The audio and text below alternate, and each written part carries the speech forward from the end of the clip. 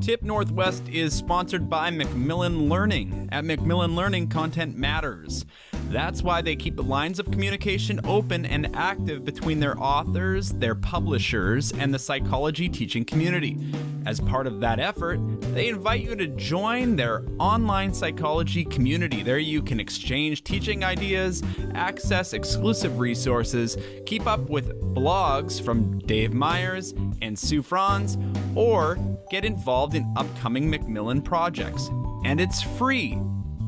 Please visit community.macmillan.com to join today and be part of the conversation.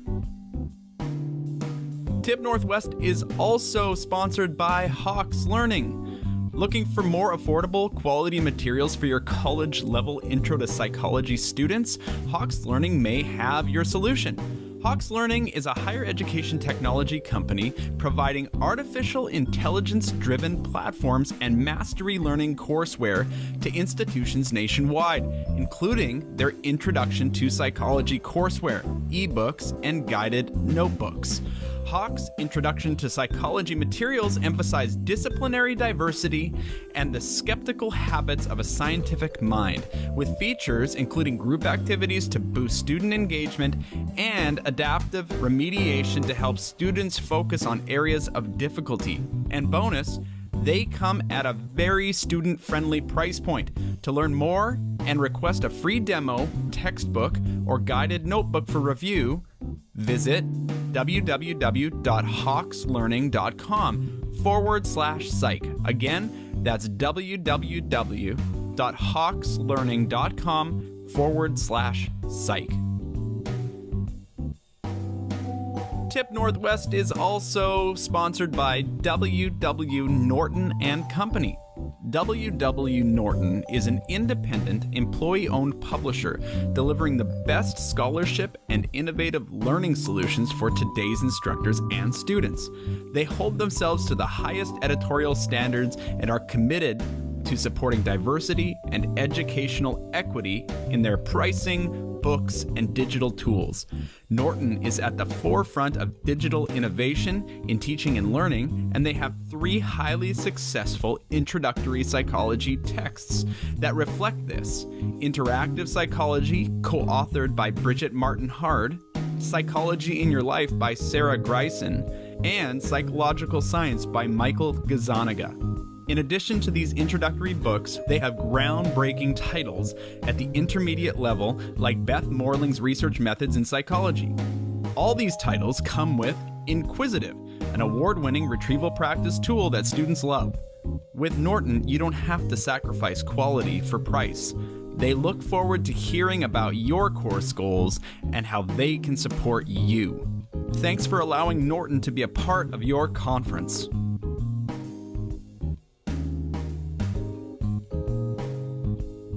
And now, please welcome Dr. Regan A.R. Gurung from Oregon State University and the co-chair of the Introductory Psychology Initiative.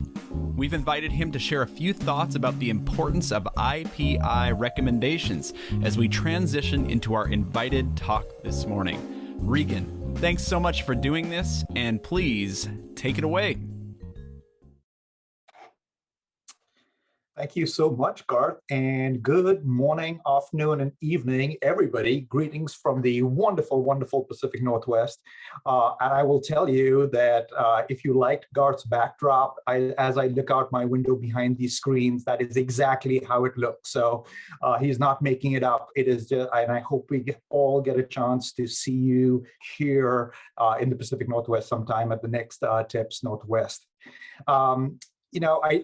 Before launching in, my main role here is to say just a little bit about the IPI, and I will. And it is my honor and pleasure to introduce Bridgette, all in 5 minutes. Garth, that's what Garth gave me.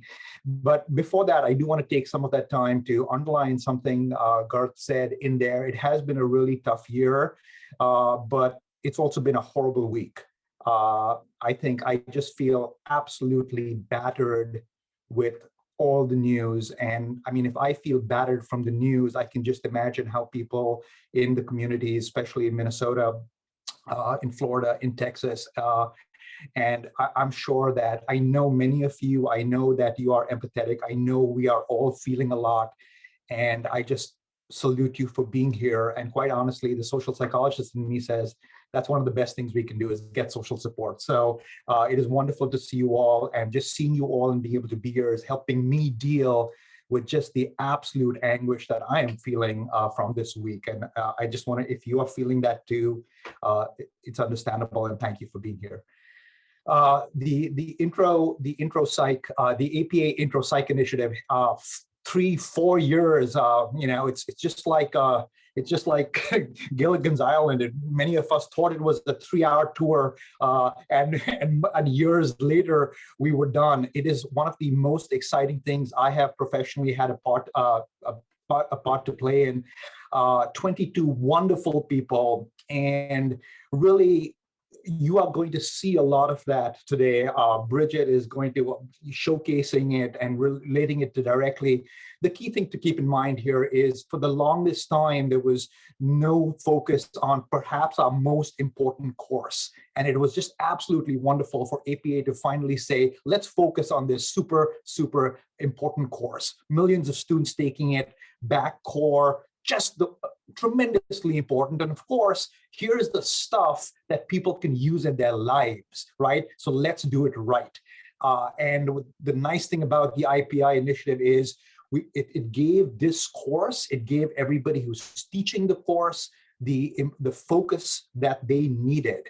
And particularly highlighting and underlining the fact that there are so many problems with how it's stored in terms of not getting resources to everybody, right? With not everybody is a tenure track professor. There are adjunct professors, there are lecturers. There's not an equal share of resources for everybody. And I think what the IPI stands to nicely do is help everybody who's teaching the course. So it is absolutely wonderful to be part of it. I'm actually not going to say too much more, because you can surf on over to the APA Intro Psych Initiative webpage. You will have overviews of our recommendations of content selection.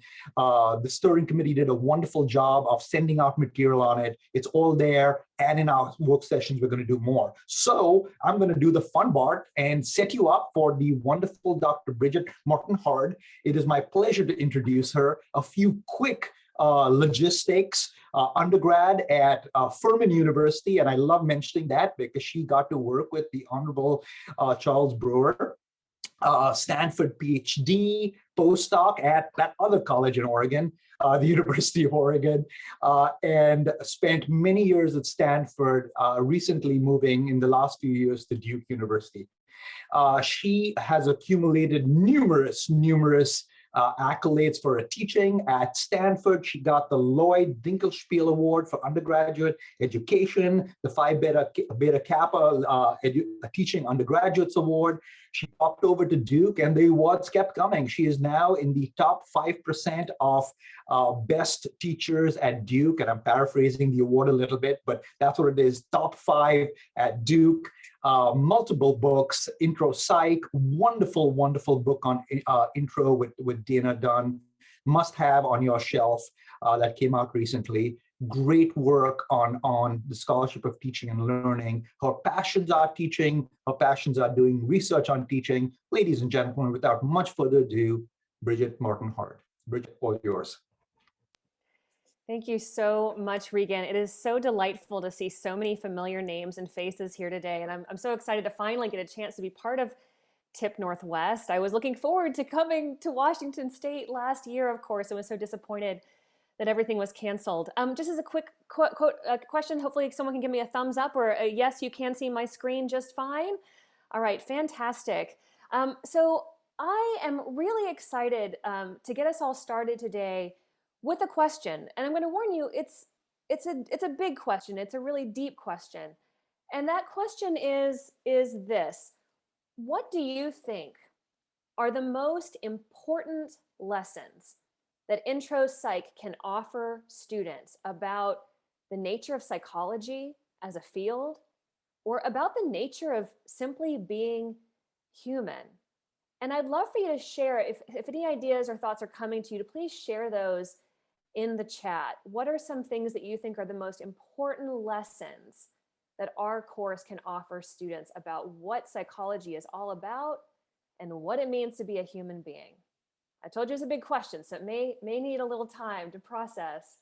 Resilience, yes, the importance of the fact that we need to learn from people who've had different experiences and backgrounds than us.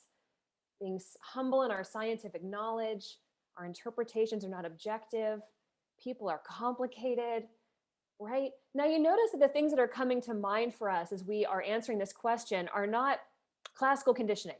That's the most important thing that they can learn, right? We're calling to mind these really sort of deep ideas about what our field is about and what it means to be a human being. Now, I want you to keep some of these ideas in mind. And of course, you can feel free to keep adding these to the chat, but keep these in mind as I tell you just a really, really simple little story.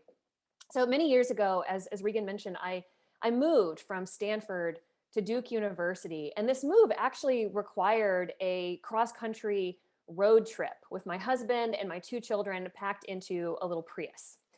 And my brother-in-law, who lives in San Francisco, just before we were going to leave, gave my children a parting gift to take with them on this road trip. And the parting gift that he gave to my children was a gigantic bucket of Legos. And I looked at this gift and I thought, why are you doing this to me? Why would you give my children a massive bucket of Legos to carry with them in the car, right? These are going to end up all over the back seat within 5 minutes, and they're not going to be any fun because we're going to lose them everywhere. And then I noticed that my brother-in-law had added a second gift. And the second gift that he added were these delightful little lap pads that he made with his own hands that had duct tape along the edges and padding along the back, so that my children could take this huge bucket of Legos and organize them into these delightful little structures they could have right there on their lap. And in fact, this bucket of Legos and these lap pads kept my little road warriors entertained for hours and hours at a time.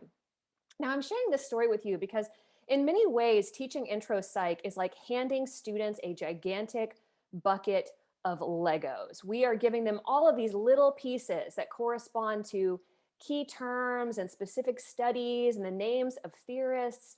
And unfortunately, many of these little pieces end up lost in the back seat of their memories, right, after our class has ended.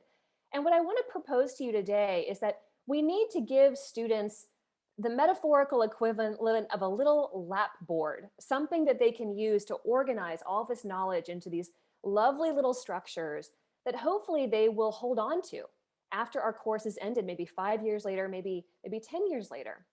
And to do this, the way that I try to accomplish this is with an approach that I started developing back when I was teaching introductory psychology at Stanford, and that I continue to do today. And this particular approach to teaching intro psych involves what we call integrative themes that really unite the content of the course in the same way that a little lap board can unite all the Legos that you've got in your big bucket. So what is an integrative theme? An integrative theme conveys a deeper message or insight about maybe the nature of psychology or maybe the nature of human experience. And this deeper message is supported by evidence from many or even all of the sub areas of psychology that we get to teach in an intro psych class. Okay, so let me give you an example. Here's an example of what we might call an integrative theme. And sorry, my screen keeps wanting to not advance for me. How about this? Psychology relies on empirical evidence, and it adapts as new data develop. Now, this is an idea that is at the heart of psychology as a science. And if you think about this theme, you can think of many, many examples of things that you may teach in your intro psych class that illustrate this very idea. So one of my favorite examples of this theme is Jean Piaget, famous developmental theorist's idea of object permanence. So Jean Piaget designed really careful tasks to measure children's behavior. And based on patterns of behavior that he saw when children tried to search for a hidden object, he inferred that really young babies lack what he called object permanence. And what this means is that they simply can't mentally represent an object that they can't see or touch right now. And so for them, something is out of sight, it is literally out of mind. Now, this idea that children lack object permanence was based on empirical evidence. Piaget collected data on this. But he didn't quite have the full picture. He was absolutely correct that children made mistakes when they tried to search for an object, but he wasn't correct about exactly why. And many decades later, new scientists, people like Renee Bayerjean and Elizabeth Spelke and many others, developed new kinds of ways of collecting data that involved measuring infants' looking time, using methods of habituation and violation of expectation, and actually found evidence that really young babies have some capacity to not only represent an object that they can't see, but to even make really smart inferences about that object's behavior. Another of my favorite examples, which some people teach also in developmental psychology, but I actually teach in the study of personality, is Walter Mischel's famous marshmallow task, the idea of delay of gratification. So Walter Mischel and his colleagues measured the ability of really young kids, 4-year-old kids, to wait to get a treat, to delay eating a delicious marshmallow or cookie in order to get something even better, like 2 marshmallows or 2 cookies. And what these researchers found by measuring this in 4-year-olds and tracking these children across time was that the ability to delay gratification strongly predicted important outcomes 10 years later, 20 years later, things like SAT scores, things like body mass index, things like drug use and abuse as people became adults.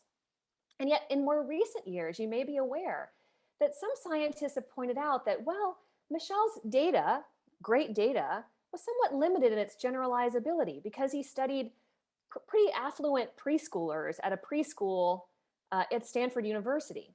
And so in a more recent study by Watson colleagues, a much more diverse sample of kids was recruited and delay of gratification was measured. And they did indeed find that delay of gratification predicted later school performance many years later. However, they also found that when they could control for a lot of other characteristics the kids might have, things like their home environment or the parental education, the strength of this relationship became very weak. And so a different interpretation of what may be going on in these original findings by Mischel was that, maybe it's something more about affluence, about wealth, about socioeconomic status that really drives this relationship we see between delay of gratification and later performance. So basically, kids who are wealthier can delay gratification better, and kids who are wealthier also tend to improve outcomes. Now, if you're interested in this particular story from psychology, I encourage you to read this recent article by Keith Payne and Pascal Chiram that describes how, maybe a different way that we should actually think about these findings. So as we look at even more evidence from psychology, we might come up with a more nuanced understanding of this. So just a quick quote from their article that I find useful. The problem is that scholars have known for decades that affluence and poverty shape the ability to delay gratification. In 1974, Mischel observed that waiting for the longer reward was not only a trait of the individual, but also depended on people's experiences and expectancies. If researchers were unreliable in their promise to return with 2 marshmallows, anyone would soon learn to seize the moment and eat the treat. Following this logic, multiple studies over the years have confirmed that people living in poverty or who experience chaotic futures tend to prefer the sure thing now over waiting for a large reward that might never come. While it's tempting to think that achievements due to either socioeconomic status or self-control, we've known for some time that it's more complicated than that. So psychology relies on empirical evidence and it adapts as new data develop. And our understanding of some of these phenomena are clearly still developing. And again, I'd like to invite you to share in the chat any examples of this theme that come to mind for you as you're thinking about your own intro psych class. What are some things that you like to teach that you think might illustrate this particular idea about psychology being empirical and psychology adapting? All right, now as you're thinking about that, I'd also like to share with you another example of a theme. This is one of my personal favorites, and this one's more about human nature rather than psychology. Our perceptions and biases filter our experiences of the world through an imperfect personal lens. The core idea here is that although we think we experience the world exactly as it is, we don't. We actively construct an understanding of the world that's inherently subjective and that's imperfect. And again, there are many examples that might come to mind for you as you think about this idea. So for example, when we teach about the study of perception, the phenomenon of inattentional blindness illustrates this very theme, right? That when we are focused on a particular goal, like counting how many passes a team in white shirts makes, our selective attention can actually prioritize our visual perception so selectively that we will completely miss something that seems like it should be obvious, like a person in a gorilla suit. So our perceptions are filtering our experiences of the world through this imperfect personal lens. Or examples from social psychology that are incredibly relevant, of course, to events that have been unfolding for decades, but especially relevant, it feels, this week. In Josh Carell's famous Police Officer's Dilemma, participants have to make a decision about whether a person might be dangerous, whether they might be holding a gun versus an innocuous object. And this task very famously reveals how the biases that we pick up from our culture, biases that associate Black and brown men with the idea of danger, can bias our response speed, can make us faster to perceive a weapon in the hands of a Black man, and also make common everyday participants more likely to inadvertently shoot someone who is actually unarmed. And again, I invite you to share in the chat, what are some examples of this theme that come to mind for you? Ways that our perceptions and biases filter our experiences of the world in this imperfect and personal way. Now, hopefully what you're seeing as you think about these examples of these integrative themes is that integrative themes are incredibly valuable because they provide a meaningful framework for learning. They take all of these diverse concepts and kind of bring them together according to like a key central idea, a uniting idea. And we know that when we can organize information together into a single whole, it makes it more memorable, right? It makes it easier to encode. And these integrative themes are not only kind of chunking information, but they're imbuing them with this incredible meaning, right?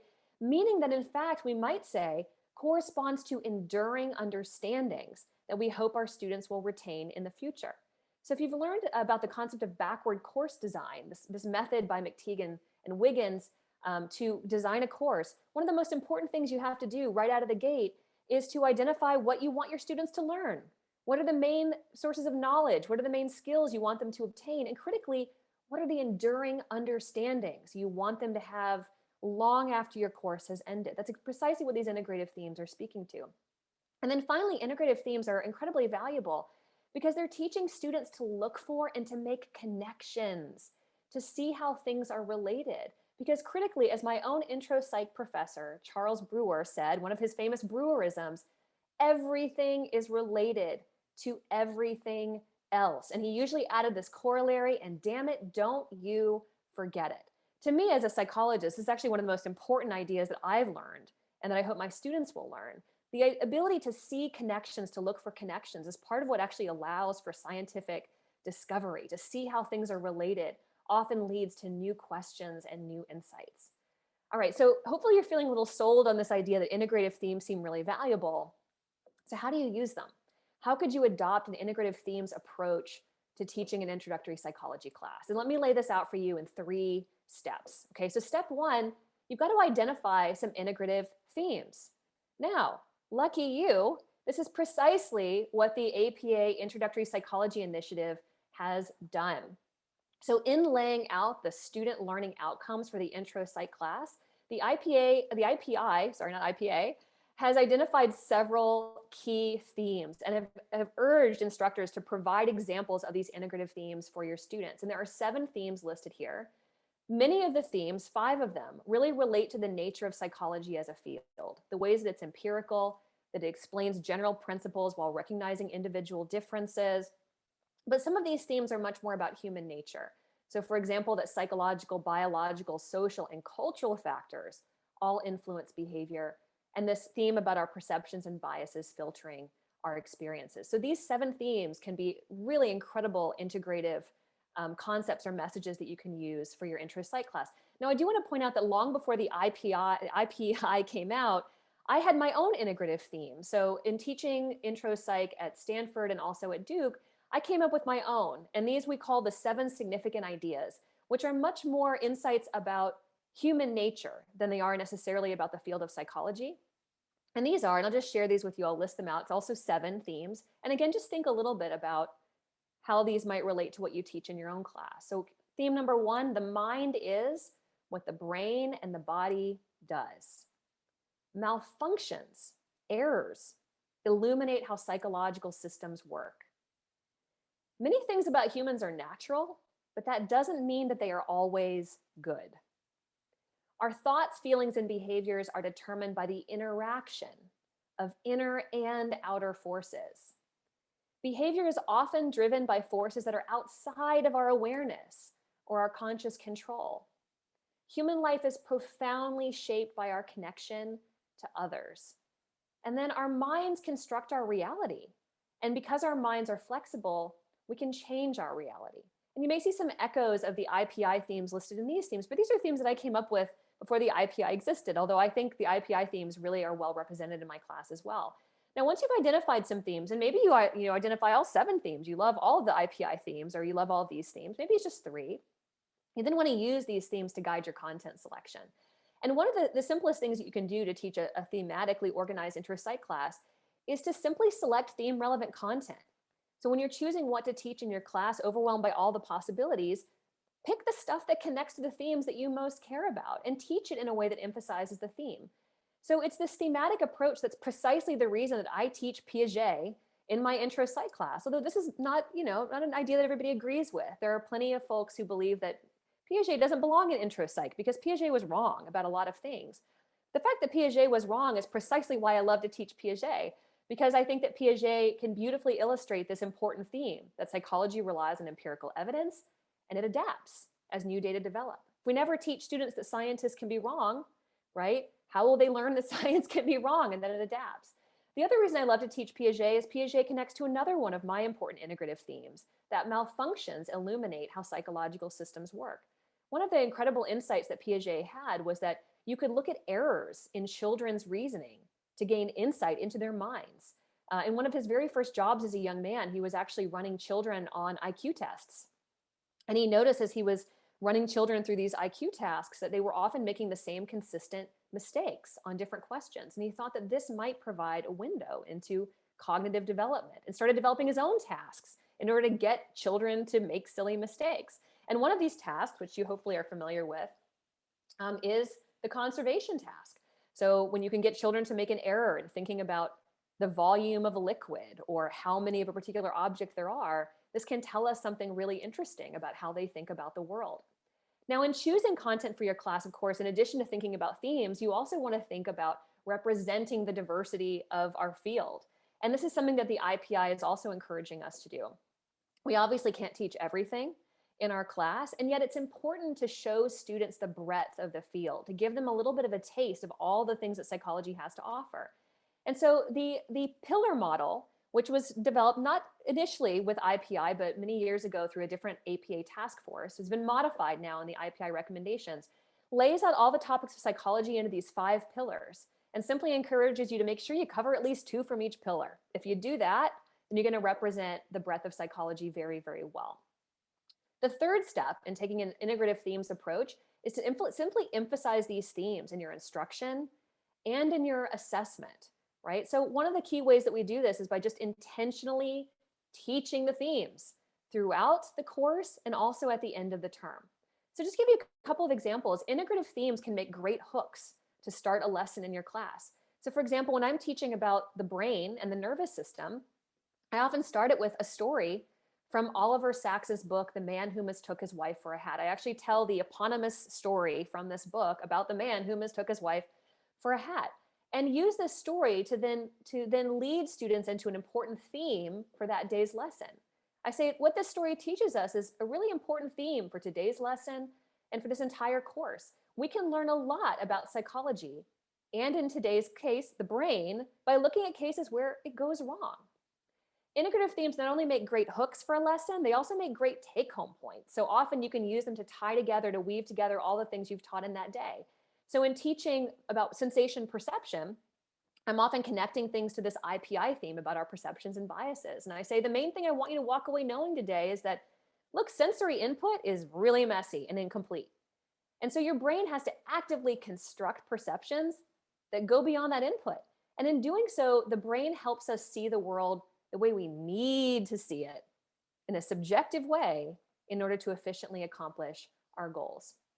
Integrative themes also make a really great focus for a very last lesson of the entire semester. They're a great way to wrap up the term. And this is actually the focus of my last lecture in my intro psych class, which is called The Big Picture, in which I try to organize everything that we've learned in a very integrative way, starting by thinking about how psychology applies to real world problems, how it informs like these deep existential questions about what it means to be human.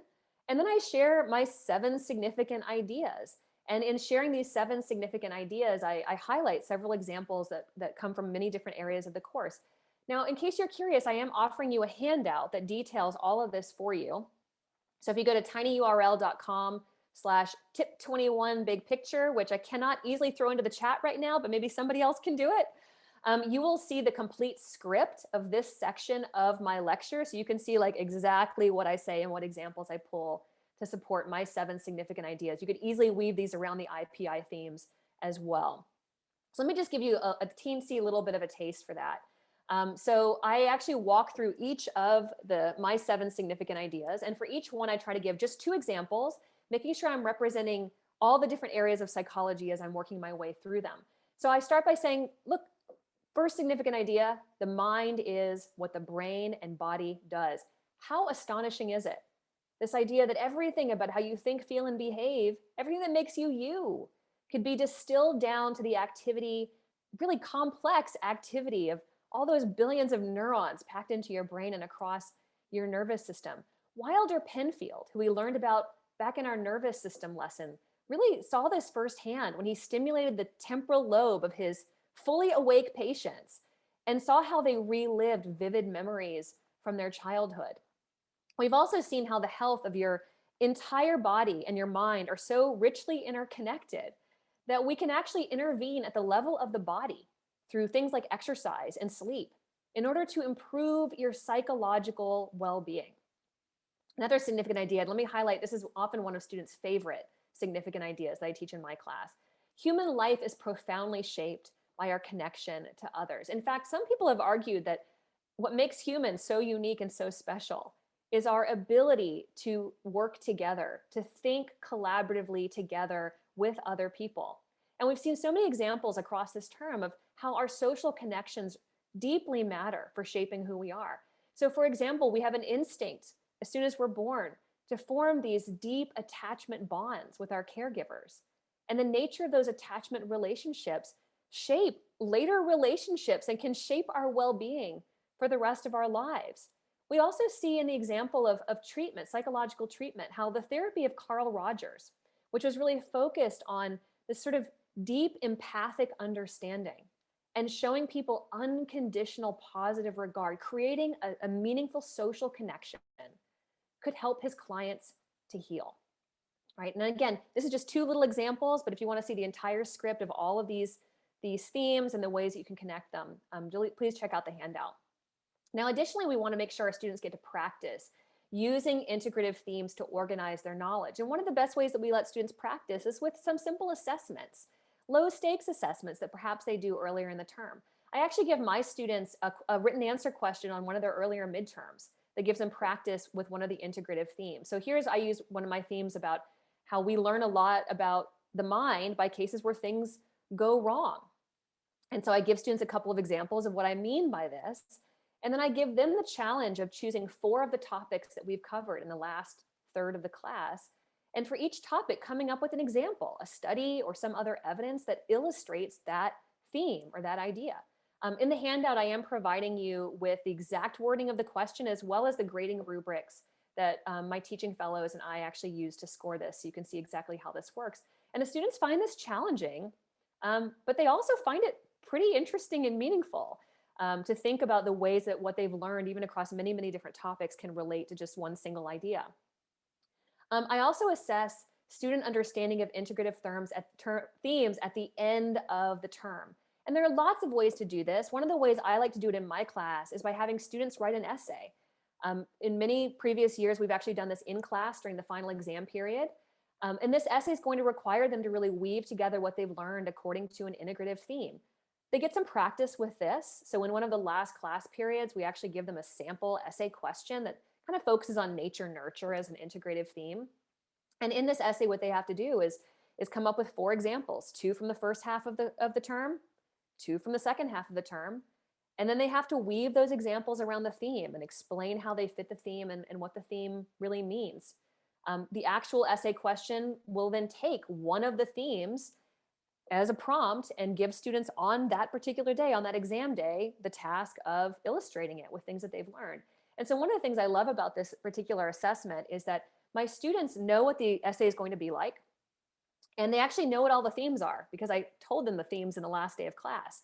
And so the way that they study for their final exam is by taking the themes and going back through all the things that they've learned across the whole semester and thinking about all the ways that what they've learned can tie together around each of these different themes. So it's an incredibly integrative studying process that they have to engage in order to take the final exam. And then on the final, we just pick one of the themes, and that's the one that they're going to go with. But part of the goal here is just to get them studying and thinking and reflecting in this very integrative way. I do want to add that during the pandemic over this past year, I have changed this essay a bit, mostly because it's got to be a take-home version. And I thought, hey, if we're not going to do it in class, maybe we can make it even more meaningful. And so the way that I've been doing this with my students is by having them actually identify what are the most important themes to them. So of the themes that I'm providing, what's the most meaningful? Which are the ones that most resonate for them based on their experiences? They're going to then select one or more of those themes and support them by discussing 4 of their favorite examples or concepts from across the entire semester.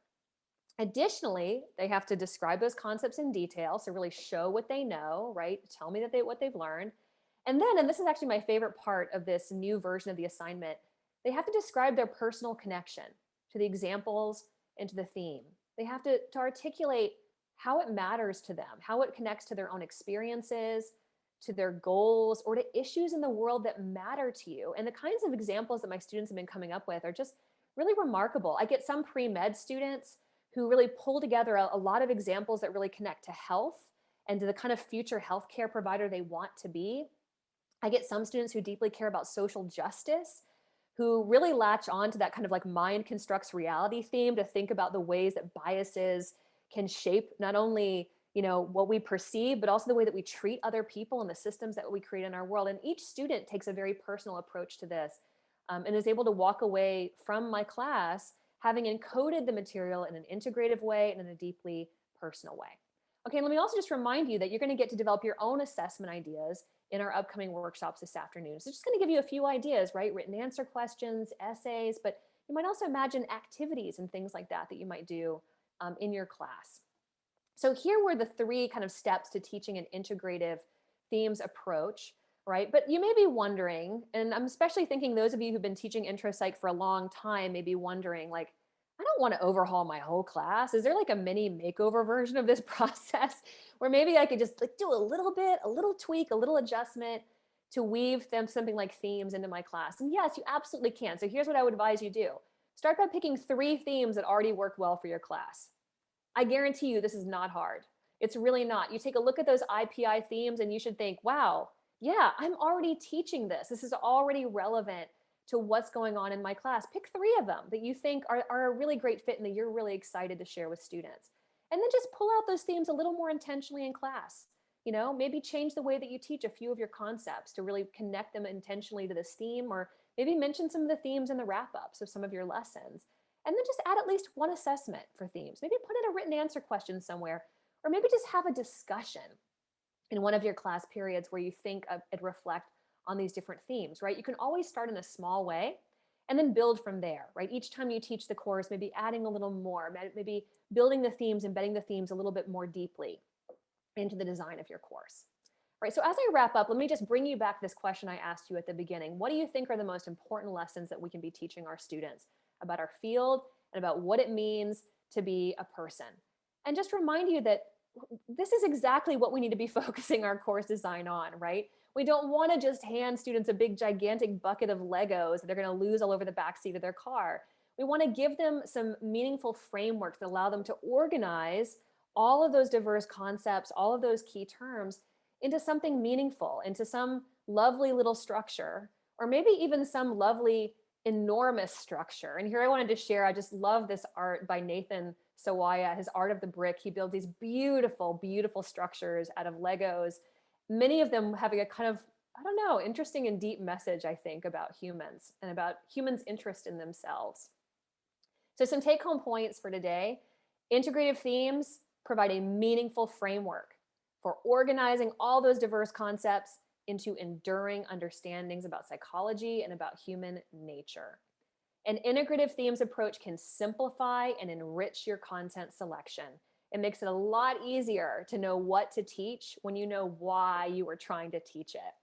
And then finally, the APA's IPI recommends a great set of integrative themes that can guide this approach, but there are others. And we acknowledge that because the purpose of the IPI is to provide really, really clear guidance, but not necessarily a one-size-fits-all. You may want to add to that themes list with things that you think will matter more to your particular students.